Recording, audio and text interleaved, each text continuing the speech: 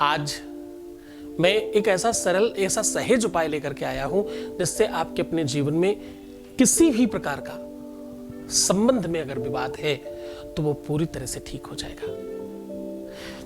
एक तरीका बताता हूं, उसके बाद सीधा उपाय को ओर लेकर के चलता हूं। मैं आज कह रहा हूं कि सिर्फ और सिर्फ एक कच्चे मिट्टी के पात्र में, वो चीनी मिट्टी का हो सकता है या मिट्टी का हो सकता है या जो भी आपको, किसी भी धातु का ना हो, कांच का ना हो, बाकी किसी भी चीज का हो सकता है। एक कच्चे मिट्टी के पात्र में अपने घर का बना हुआ खाना पहले निवाले के पहले निकाल करके उसमें रख दे और अपने ही घर की छत पर ईशान कोण में उसको रख करके आ जाएं। वो पद्धति, वो विधि, वो परंपरा, वो सिस्टम हम आज आपको बताएंगे। आप सत्य मानिए, पेट का रास्ता दिल तक कैसे जाता है, आज पूरी रास्ता बताऊंगा मैं आपको। आज मैं बताऊंगा कि अन्न का क्या सीधा संबंध है आपके मन से, जो कि कहते हैं जैसा खाए अन्न वैसा हो मन। हाँ, जैसा पिए पानी वैसी हो वाणी। आज हम आपको पानी का बहुत सारा कनेक्शन बता चुके हैं, आज हम आपको अन्न का सीधा कनेक्शन बताएंगे आपके दिल से। आज हम कह रहे हैं कि आपके अपने पेट का रास्ता सीधा दिल से और दिल का रास्ता सीधा पेट से होकर के गुजरता है। इसका अन्न के साथ बहुत बड़ा कनेक्शन है। अन्न अपने आप में एक देवता है और अन्न अपने आप में एक व्यवस्था है। हमारे यहाँ की पूरी गति, प्रणाली, नियम, सिस्टम, व्यवस्थाएं अन्न के आधार पर चलती हैं। दान में सर्वश्रेष्ठ दान माना जाता है अन्न। अन्न सामान्य नहीं है। अन्न को हमारे यहाँ भगवान सिर्फ इसलिए नहीं कहा जाता, अन्न को भगवान सिर्फ इसलिए नहीं कहते क्योंकि वो पेट को भरने का काम करता है, वो आपकी एनर्जी चलाता है, वो आपकी शारीरिक गतिविधियों को मजबूत करता है, वो आपकी शक्ति को, बल को, ताकत को, बुद्धि को, व्यवस्थाओं को आगाज और अंदाज बना करके देता है, आपको सुंदर, सुशील, सुव्यवस्थित बनाता है। सिर्फ इतनी ही बात नहीं है, वो पूरे के पूरे विश्व को सुचारू ढंग से चलाने का काम करता है। वो पूरी की पूरी व्यवस्था को, पूरी की पूरी सृष्टि को का पालनहार है, वही तो चला रहा है। अन्नकूटम समायुक्तम, अन्नक्रूटम समायुक्तम, योगिनाम सर्वदेहिनाम सर्वे गृहा समापन्ना अन्नदानम समश्यति। बोलते भाई अन्न का दान सर्वश्रेष्ठ माना जाता है। अन्न के दान से सारे के सारे ग्रहों की का बल मिल जाता है। अन्न के दान से आपकी गृह स्थितियां ठीक होने लगती हैं। मंदिरों में पंडितों को, ब्राह्मणों को, विज्ञों को, जानकारों को, संतों को, किसी याचक को अन्न का दान दिया जाता तो बहुत बड़ा माना जाता। कुछ पंजाबी लंगर चलाते हैं, हिंदू भंडारे चलाते हैं, मुस्लिम खैरात चलाते हैं। सब किसी भी धर्म संप्रदाय की बात करें, हर धर्म संप्रदाय का व्यक्ति अन्न के दान को श्रेष्ठ मानता है। अन्न अपने आप में ईश्वर तुल्य है। अन्न है तो प्राण है, अन्न है तो जीवन है, अन्न है तो आपका मन, और मन का सीधा कनेक्शन तुम्हारे दिल से है। मैं कह रहा हूं कि मन सो, मन की बात तक पहुंचे थे ना हम लोग पहुंचे थे कहां तक? हम कह रहे हैं अन्न से मन बनता है, पानी से वाणी बनती है और अन्न से मन बनता रहा है, और मन का कनेक्शन सीधा तुम्हारे दिल से है कि मन सो और महीप नहीं, द्रग सो नहीं दीवान, द्रग दीवान जहां बरही, मन ताही हाथ विकान। मन उसी का हाथ का हो जाता है जिसको नयन, आपके द्रग यानी नयन, आपकी आंखें जिसको सुंदर देखती हैं, जिसको अपने अनुकूल देखती हैं, जिसको सुव्यवस्थित देखती हैं। मन और अन्न का ये कनेक्शन तुम्हारे दिल तक जाता है। तुम्हारे दिल के रिलेशन को, तुम्हारी लव लाइफ को, तुम्हारी पारिवारिक लाइफ को, तुम्हारी दाम्पत्य लाइफ को, रिलेशनशिप लाइफ को, तुम्हारे निजी संबंधों को सुव्यवस्थित करने का पूरा अंदाज जिसके अंदर है, आगाज करने की सुव्यवस्था जिसके अंदर वो ताकत भरी हुई है।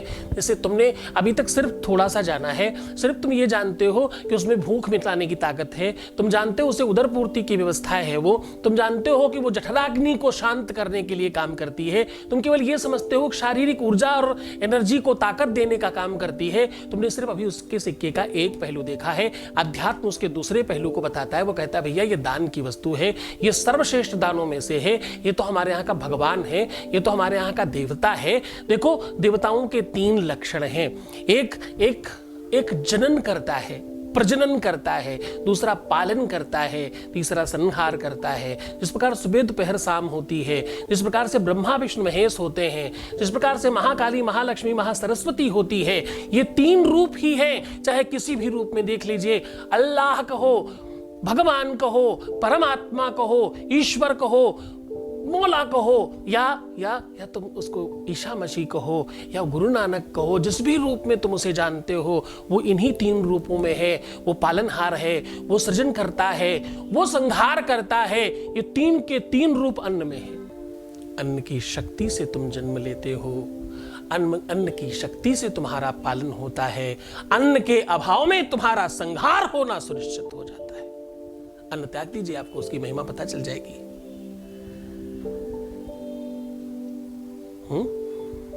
देखो, तुम्हारे शरीरों में सबसे पहला अन्नमय कोश है। अन्नमय कोश, प्राणमय कोश, मनोमय कोश, ज्ञानमय कोश, फिर आनंदमय कोश। जो 5वां है वो भगवान है। 5 के पहले का जो सबसे पहला प्लेटफॉर्म है वो अन्नमय कोश है, जिसको हम सबसे पहले देख पाते हैं। हम किसी को कहते तुम बड़े हैंडसम हो भाई, तुम बहुत सुंदर दिख रही हो, तुम तो बहुत ब्यूटीफुल हो, तुम तो बहुत बेहतरीन दिखते हो यार। ये जो सुंदरता है, ये सौंदर्यता है, शारीरिक बनावट है, जो आभा मंडल है, जो रचना करती है, जो सामने दिखती है, ये अन्नमय कोश है बाबूजी। अन्न से बना है।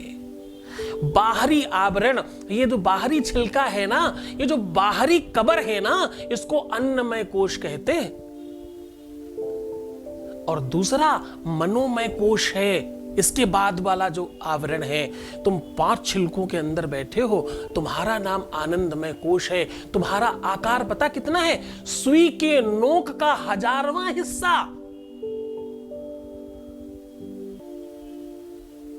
कितना?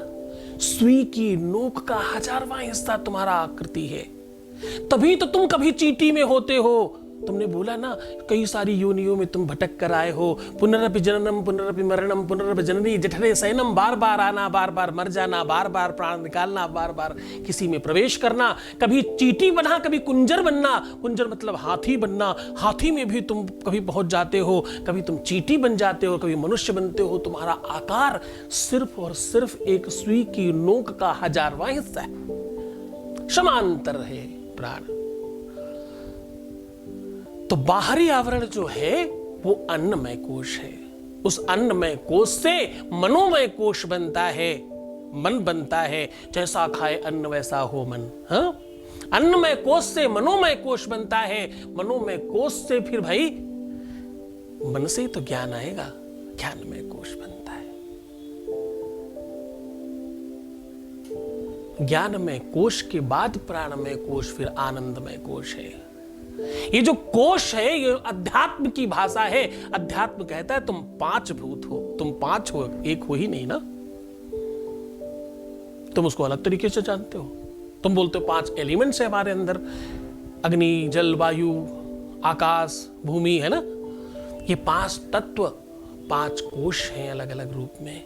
ये बड़ी विज्ञान है। इस विज्ञान को पूरी तरह से रिसर्च करके सामान्यतः तुम्हारे सामने रख रहा हूं। मैं कहां कह रहा हूं कि तुम इन कथा कहानियों में जाओ। मैं कहां कह रहा हूं कि तुम वेद और व्याकरण और बड़े बड़े ग्रंथ पलटने जाओ।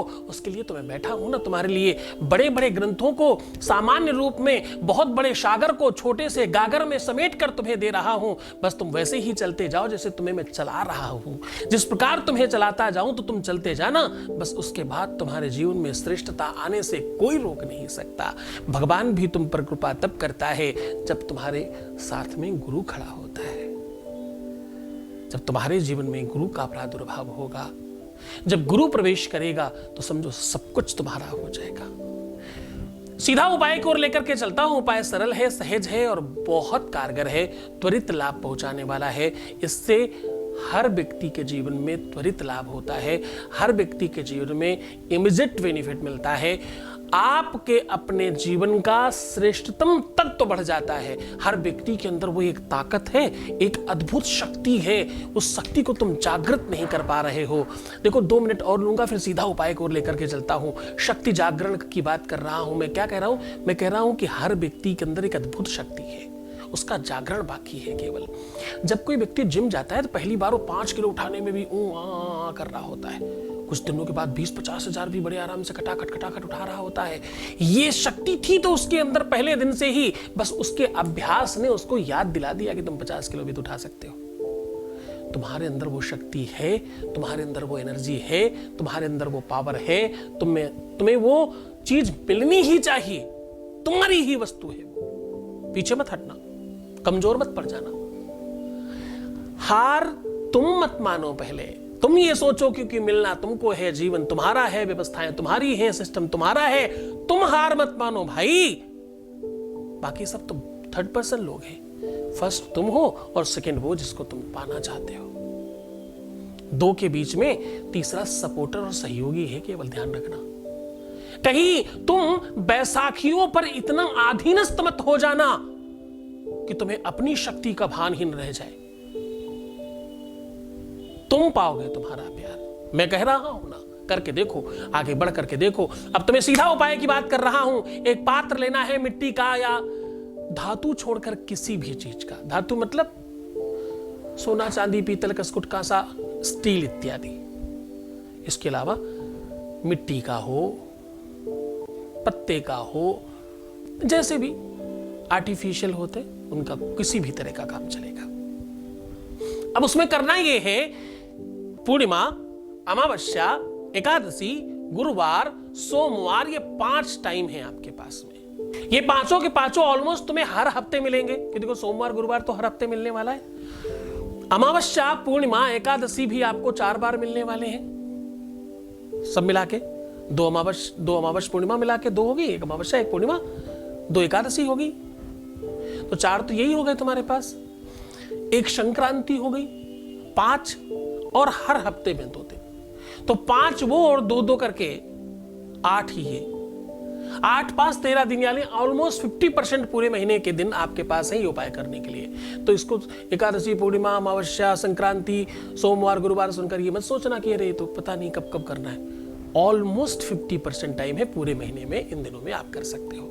अब करना यह है कि इन दिनों में कोई अच्छा भोजन बनाए, सामान्य भोजन जो तुम्हारे घर में बना हो उससे थोड़ा श्रेष्ठ करने की कोशिश करना, अगर तुम्हारा बस चले। नहीं तो घर में जो बना हो इन दिनों में कोई दिक्कत नहीं। जो भी खाना बना हो, तुम्हें जब पहली बार मिले, क्योंकि तुम कारक हो, क्रिया तुम्हारे हिसाब से होगी, घर परिवार के हिसाब से नहीं कि पूरे खाने से पहले निकालना। नहीं नहीं नहीं नहीं, तुम्हारी थाली में जो भी सामान उस दिन पहुंचे, उसमें से हर एक चीज का एक एक निवाला उस बर्तन में निकाल करके रख देना है, फिर भोजन करना है। अब इसको निकालने के बाद जब पूरा आप निकाल लें, उसके बाद सबसे महत्वपूर्ण काम जो आपको करना है वो बहुत ध्यान से सोचिएगा। अगर आप पुरुष हैं तो अपनी राइट हैंड की छोटी उंगली, अगर आप स्त्री हैं तो अपने लेफ्ट हैंड की छोटी उंगली, इस उंगली को सीधा करके उसमें थोड़ा सा जल गिराना है, पानी गिरा देना है। ये उंगली जल तत्व की एक तो द्योतक है, सूचक है, और दूसरा अन्न बिना जल के कंप्लीट नहीं होता, न बनता है न बिगड़ता है। दोनों ही चीजों के लिए जल चाहिए होता उसको। तो इसके ऊपर डालकर थोड़ा जल गिरा देना। अपनी इच्छा, अपनी मनोरथ, अपनी जो भी आपकी चाहत है उसको पूरा बोलना। अपने घर के छत में, बालकनी में या कहीं खुली जगह में ईशान कोण पकड़ के, ईशान मतलब ईशान आदि क्रमेण संस्कृत में बोलते हैं। ईशान का मतलब होता है पूरब और उत्तर का कोना। पूरब और उत्तर के बीचों बीच, ये हुआ पूरब, ये हुआ उत्तर, इधर बीच की जहां पे हमारा थंब आ रहा है, ये बीच हो गया उसका मिड सेक्शन। वहां उसको रख देना है और वापस आ जाना है। अब उसे कौन खाता है, कौन उसे ग्रहण करता है, कौन भक्षण करता है, ये व्यवस्था उस प्रकृति पर छोड़ दीजिए। प्रकृति अपने आप उस संसाधनों को व्यवस्थित करेगी जो तुम्हारे लिए सुचारू ढंग से काम करने का काम करेंगे। इससे तुम्हारे नौकरी ठीक होंगे, तुम्हारे घर की कलह खत्म होगी, झगड़े खत्म होंगे, तुम्हारा प्यार बढ़ेगा, तुम्हारा रिलेशनशिप बेहतर होगा, तुम्हारा चाहने वाला तुम्हारे पक्ष में होगा, तुम्हारा लव लाइफ, तुम्हारा पर्सनल लाइफ, तुम्हारा रिलेशनशिप लाइफ, तुम्हारा दाम्पत्य लाइफ पूरी तरह से सुव्यवस्थित हो जाएगा। ध्यान से करना, पूरी श्रद्धा और विश्वास के साथ करना, पूरी श्रद्धा और विश्वास के साथ करना, पूरे मन से करना, खूब मन लगा करके इसे अच्छी तरीके से संपादित करना। मुस्कुराना, सुंदर बनना, पानी पीना, प्रीवियस लाइफ कभी मत बताना, पैसों का आदान प्रदान करना सर्वदा मना है। एक बार रोने से, दुखी होने से, तकलीफ में होने से 21 दिन का उपाय, सोल्यूशन खराब हो जाता है। ऐसा बिल्कुल नहीं करेंगे आप। हमारे पुराने प्रीवियस वीडियोस जरूर देखिएगा, जिसमें आपको आशीर्वाद देने की बात कही गई है, जिसमें पानी को कैसे पीना है उसके बारे में बताया गया है, मुस्कुराने की पूरी भावनाएं बताई गई हैं। पिछली बातें बार बार इसलिए नहीं कहता हूं क्योंकि नए लोगों के लिए अच्छा है, पर पुरानों के लिए वो बोरिंग हो जाएगा, इसलिए प्रीवियस वीडियोस पड़े हैं, आप लोग उसमें सर्च करके चेक करके देख सकते हो। तो खूब आनंद से इस उपाय को करना। छोड़कर जा रहा हूं तुम्हें उन गलियों में, उन पगडंडियों में, उन ख्यालों में, उन विचारों में जहां सिर्फ और सिर्फ प्रेम है। ओम नमः शिवाय।